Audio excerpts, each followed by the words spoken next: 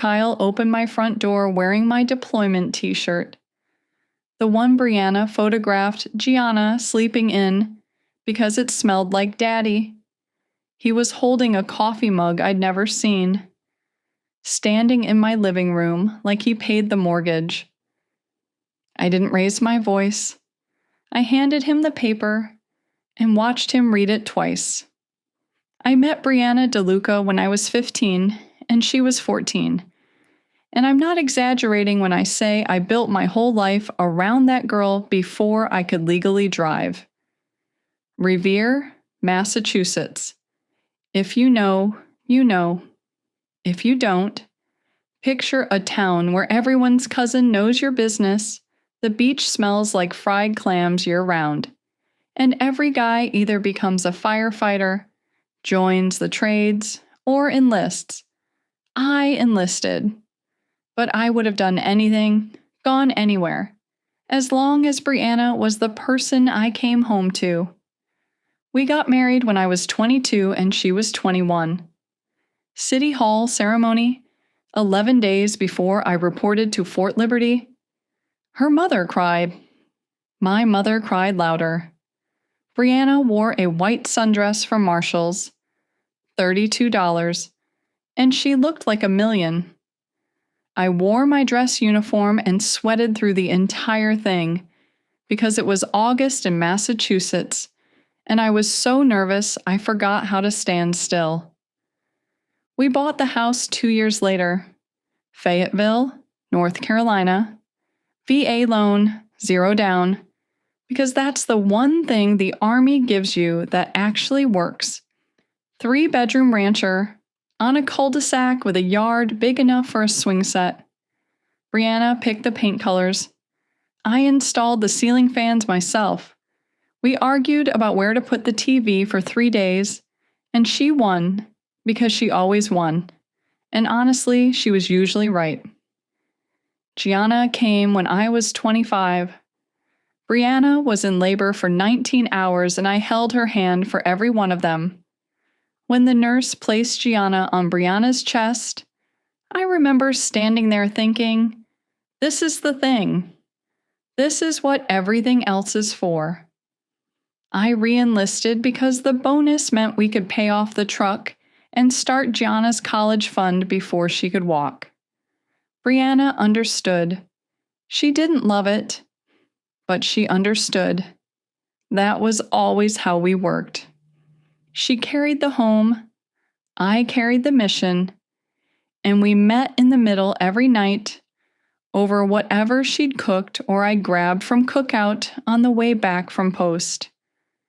I deployed to Kuwait, then forward to Syria when Gianna was 3.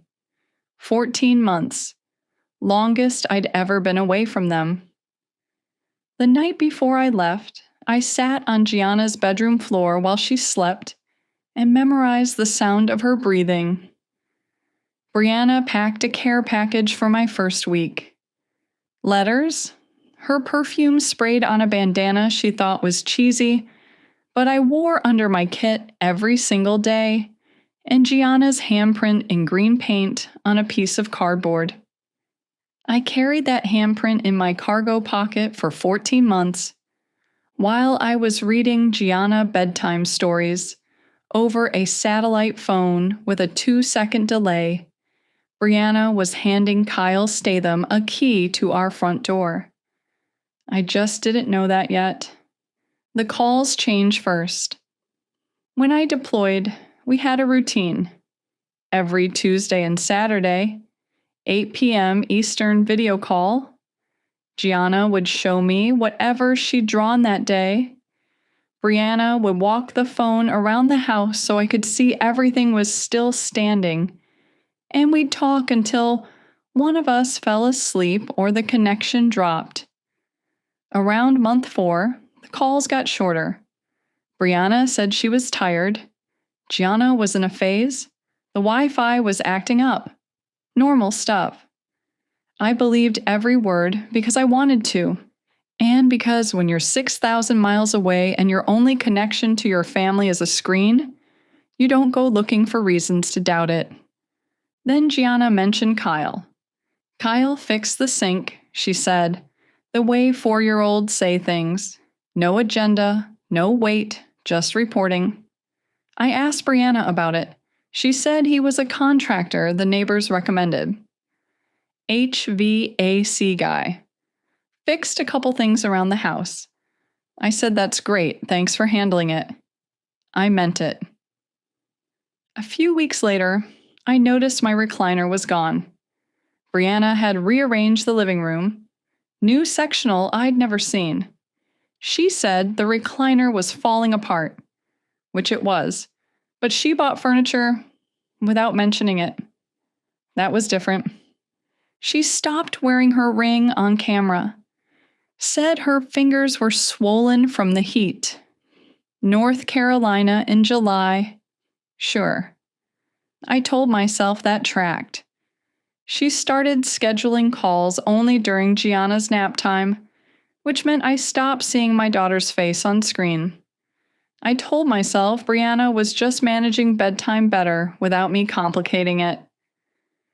My buddy Terrence's wife, Shonda, she and Brianna used to do dinners every other week.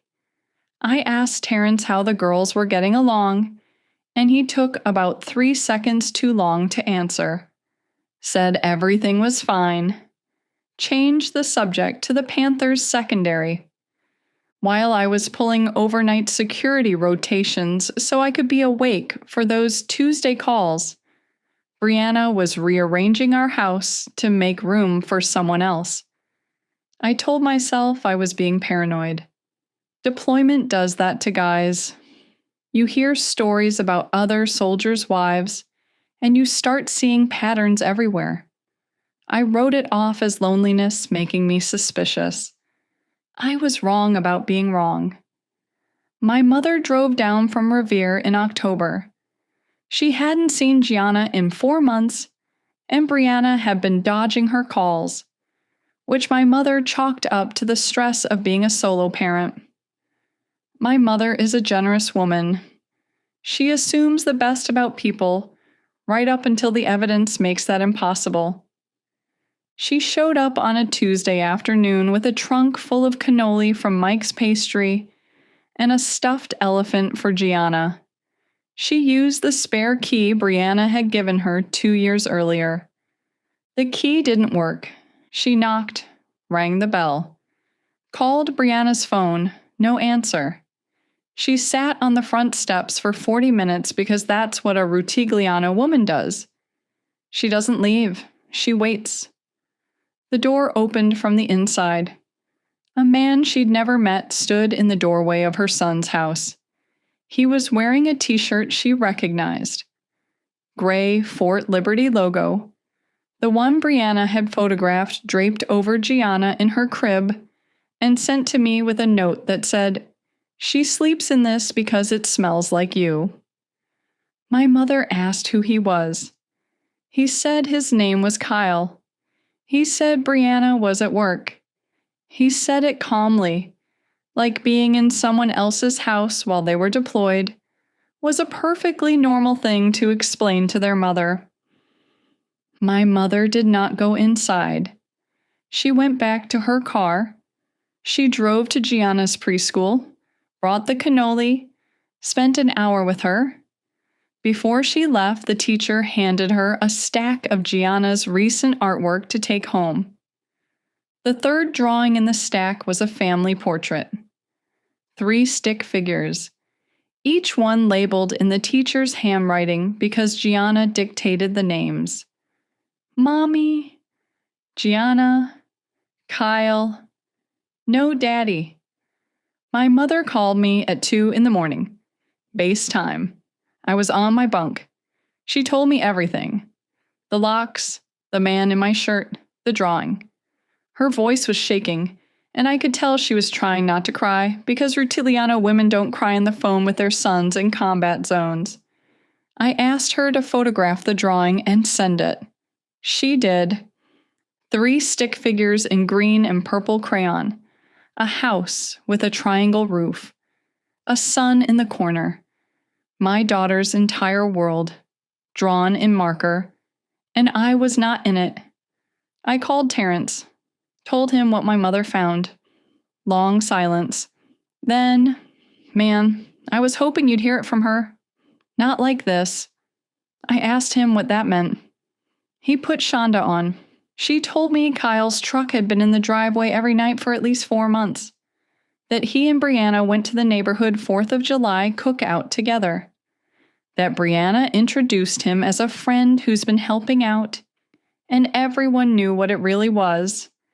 But nobody wanted to be the person who called a deployed soldier and broke that news. I open every message Brianna had sent me in the last 6 months. Every "I miss you." Every "Gianna asked about you today." Every photograph of my daughter playing in the yard of the house where another man was living. While I was carrying Gianna's handprint in my cargo pocket through a combat zone, Kyle was tucking her in at night in a house I was paying for. I read every message, every single one. I screenshotted all of them, the timestamps, the photos she'd sent where I could see the edge of the new sectional in the background, the video call logs showing how they'd gotten shorter and shorter. I saved everything to a folder on my phone and named it Evidence. Then I sat on that bunk and did not move for a very long time. The bunk was quiet. Everyone in the bay was asleep. I was staring at the drawing on my phone screen. 3 stick figures. I counted them again, like the number might change. The rage came first. Pure heat behind my eyes. I wanted to fly home, walk through my own front door, and make Kyle leave the way men in my family have traditionally made people leave. Loudly, physically, and with consequences. I thought about it in detail. I'm not proud of that, but I'm honest about it. Then I looked at the drawing again. Gianna drew herself between them, smiling, her stick figure arms touching both other figures. She drew what she knew. She drew what felt safe. My 4-year-old was not the problem. Brianna was the problem. But Brianna was not a problem I could solve by being angry from 6,000 miles away. I put the phone face down on the mattress, opened my laptop, typed SCRA Protections Dependent Benefit Regulations into the search bar, then JAG Family Law Consultation Deployed Service Member, then VA Loan Property Rights During Deployment. The hands that were shaking 5 minutes ago typed every query clean. Not calm, focused, different thing. I stayed up until 04:30. By the time the bay woke for PT, I had a list. 14 items. Each one numbered. Each one specific. Nobody noticed anything different about me at breakfast. I know. Worst possible time to interrupt. But I desperately need 43 more subscribers so I can qualify for a government-issued emotional support pelican. They're real. Look it up. Subscribe now. Okay. Back to Marco. First call was JAG. Legal Assistance Office on base. I explained the situation and the officer didn't flinch. He'd heard a version of this 100 times.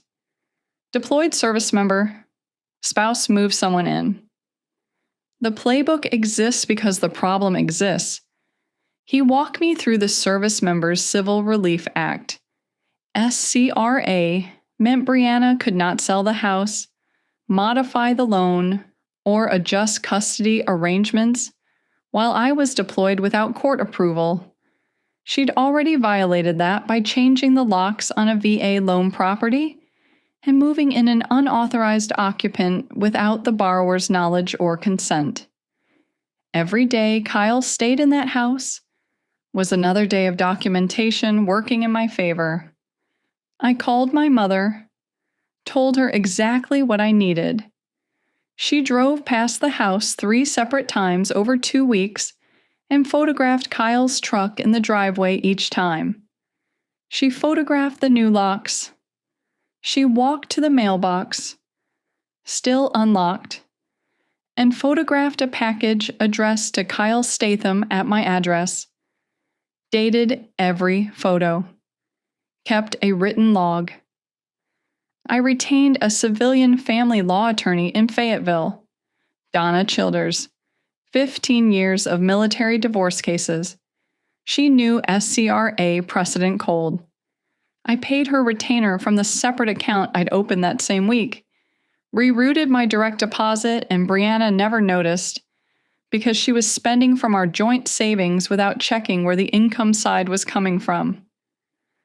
I spoke with my commanding officer and requested emergency family leave. 2-week early return. Explained the situation. Approved in 48 hours. 2 weeks before my flight home, Brianna called. Voice different. Sweet. Almost nervous. She said she'd been thinking about our anniversary. Wanted to plan something special for when I got back. For 30 seconds, I believed her. The voice in my head said, maybe your mother exaggerated. Maybe Shonda got it wrong. Maybe there's an explanation for all of it. I almost told Brianna I was coming home early. I almost asked about Kyle just to give her the chance to tell me the truth. That sounds nice, babe. I hung up. Sat with my hands flat on the desk until they stopped shaking. Then I called Donna and confirmed the filing date. I landed at Raleigh-Durham on a Thursday morning. Didn't tell Brianna. First stop was Donna's office. Signed the divorce petition. Signed the custody motion. Reviewed every document my mother had collected. The photographs, the mail, the dated log. Second stop was my house. Kyle's truck in the driveway. 2:45 on a Thursday afternoon. My key didn't work. I knocked. Kyle opened the door wearing my shirt, the Fort Liberty one, holding a coffee mug I'd never seen. Blue, no handle, the kind you buy at a farmer's market. He knew who I was. I watched 4 expressions cross his face in 2 seconds. Hey, I said. I live here. I handed him the legal notice. Trespass on a VA loan property, occupied by a dependent of an active duty service member. He read it. Read it again. Started to say something. Stopped. Then, she told me it was over between you two. I was sending her $4,200 a month from a combat zone, I said. Does that sound over to you? Kyle packed 2 bags and was gone within the hour. I stood in the driveway and watched him load his truck. He didn't say another word, and I didn't need him to. Kyle wasn't my problem. Kyle was a guy who believed a liar. That part I almost understood. Brianna came home at 5:30. Gianna was at Shonda's. I'd arranged that ahead of time. Brianna walked into the kitchen and found me sitting at the table. Divorce petition on the left, custody filing in the center, Gianna's drawing on the right, 3 stick figures, no daddy. She stared at the papers, then at me, then at the drawing. When did you get back? This morning. Marco, I can explain. Kyle just started staying over. It's recent. It's not what you... Kyle changed the electric bill to his name 7 months ago. I slid the utility records across the table. 3 weeks after I deployed. She didn't touch the paper. 7 months. Every care package she sent me. Every I miss you on a video call. Every time she held the phone up so I could say goodnight to Gianna from a base in Syria. She was performing a marriage that had already been replaced. The early calls where Gianna sounded happy and settled. She was happy. Her life had moved on. She had a house with 2 adults, a routine, a man who fixed the sink and was there every morning. She was 4. She didn't know it was wrong. She just knew what was there. Brianna cried. Then she got angry, said I was gone too long, said 14 months was too much to ask, said she didn't plan any of it. That part I believed. She never planned anything. That was the whole problem. She never decided to betray me. She just never decided not to. I filed for primary custody, full documentation. The deception about the living arrangement, the unvetted adult moved into the home of a minor child, the active misrepresentation to a deployed service member about who was living with his daughter. Donna built the case around a pattern. Brianna consistently chose her own comfort over Gianna's stability while concealing the truth from the one person legally responsible for that child who wasn't in the room. People ask me if I'm using Gianna to punish Brianna. I hear that question. I understand it. But I spent 14 months trusting that my daughter's home was safe and honest, and it was neither. I don't get to undo what Gianna absorbed during those months. The least I can do is make sure what comes next is stable. The divorce is nearly final. Brianna is contesting the custody arrangement. Her attorney argues Kyle's presence caused no demonstrable harm to Gianna, and that Brianna maintained a loving home. Donna argues the deception itself is the harm. I coach Gianna's soccer team on Saturday mornings now. She's fast, faster than I was at her age, and I was quick. After practice last week, she sat at the kitchen table and drew a new picture. I could see her writing names under the stick figures. I didn't look. I'm not ready to count them yet. Well, here's my take. Marco was sitting on a bunk in a combat zone at 2 a.m, staring at a crayon drawing that did not include him. And instead of losing it, he opened a laptop. That is discipline most people don't have on their best day, let alone their worst. The smartest move was the SCR filing. Brianna did not even know those protections existed. She changed the locks in a house owned by a deployed service member and thought that was just something you could do. Kyle leaving in under an hour tells you everything. That second reality walked through that door. Fantasy could not pack fast enough. Now the custody filing is the part that people are going to argue about. And that's fine. Marco is not asking you to agree with him. He is asking his daughter to be safe. I respect a man who fights with paperwork instead of his fist. And that final line about the drawing, he is not ready to count. That tells me more about where he is than any speech ever could. So tell me, was Marco right to file for primary custody, or was that the hurt talking? Drop your take in the comments below. Next story is on your screen right now. Go ahead and tap it. And if you're not subscribed yet, go ahead and fix that, because this is a channel where people held it together when it mattered most. And you're going to want to hear what comes next.